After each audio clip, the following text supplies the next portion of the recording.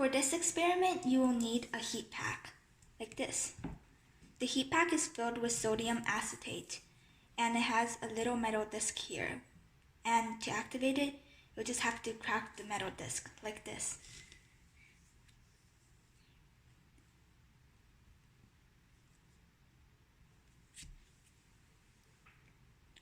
Look, the crystals are spreading all across the heat pack. And if you feel it, the heat pack is getting really hot, and the crystals are becoming soft.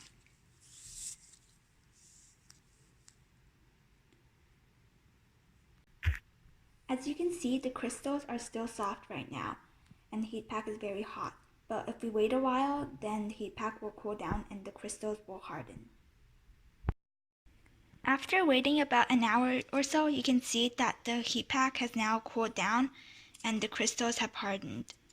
To reactivate it, so we'll be able to use it again for the second part of the experiment, we're going to put it into boiling water so that it's completely submerged. And we're going to wait a few minutes until the heat pack is completely clear again and completely liquefied. As you can see, after around 5 minutes, the heat pack has turned clear and you can see through it. And just to test that it's ready, you can take a stick and poke around to make sure that it's liquefied. So now that it's back to a liquid again, we can turn off the fire and let it cool for a while. After a while, you can now take it out of the water and put it on the side. It's still a bit hot right now, so we're gonna let it cool for a while until it's back to room temperature. If you try to activate it while it's so hot, it will not work.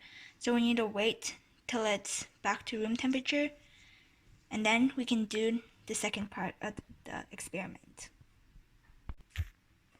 And just in case you're wondering what will happen if you activate it while it's still hot, well, let's see what happens. So you clip the metal, and nothing's happening. So while it's hot, it won't work even if you click the metal disc. But if you look closely, you can see that there are a few crystals floating around. So the crystals do form, but they do not spread throughout the whole heat pack. So now that the heat pack is nice and cool to the room temperature and it's all liquidy and restored, we can now move on to the second part of the experiment. To do the second part of the experiment, you'll need a bottle of sodium acetate powder.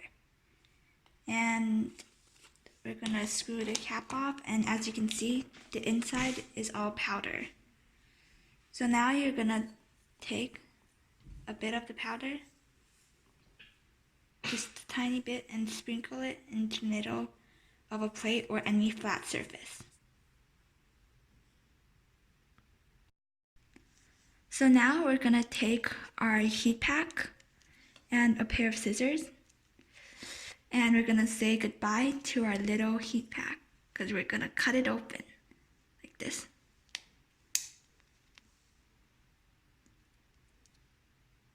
The plastic may be a bit hard to cut through, but once you've got it open, we have our plate with the sodium acetate powder over here, and we can just carefully pour a few drops of it there. And as you can see, the moment it touched the powder, it turned into a crystal. So now, using that, we can make our own little ice statue by making sure there's only one hole, and now we can pour it out.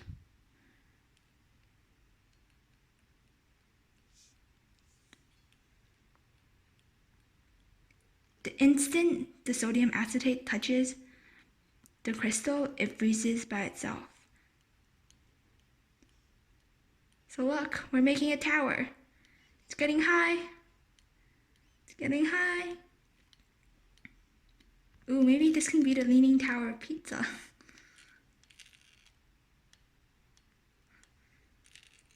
getting even higher.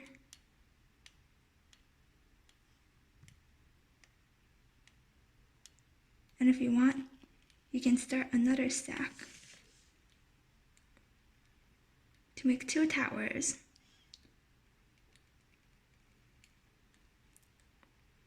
Or you can just make a giant pile.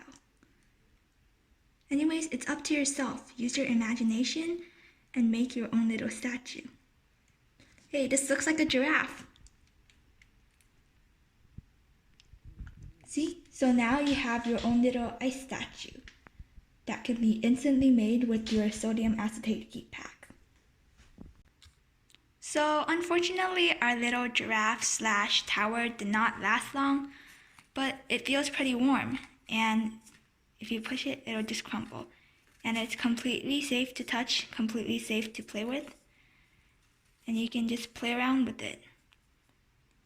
And the powder at the bottom is kind of like the metal disc. It causes the sodium acetate, to freeze once it touches it. And you can play around with it, make it soft, or you can just reshape it into any shape you want. And it's quite fun to play with.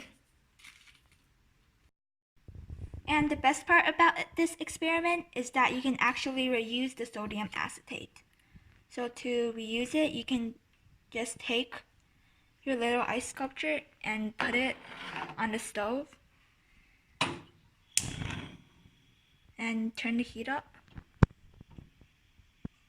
And just like with the heat pack, the fire will melt the sodium acetate until it's back to a liquid again. So if we just watch, we can see the little ice crystals at the side melting.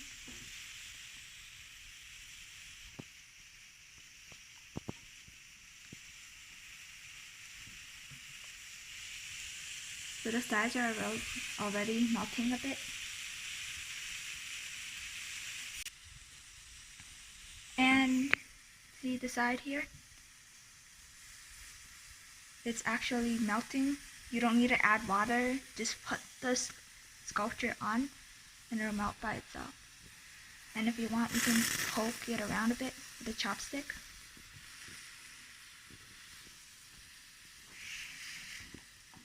And the bottom here, it's liquid already.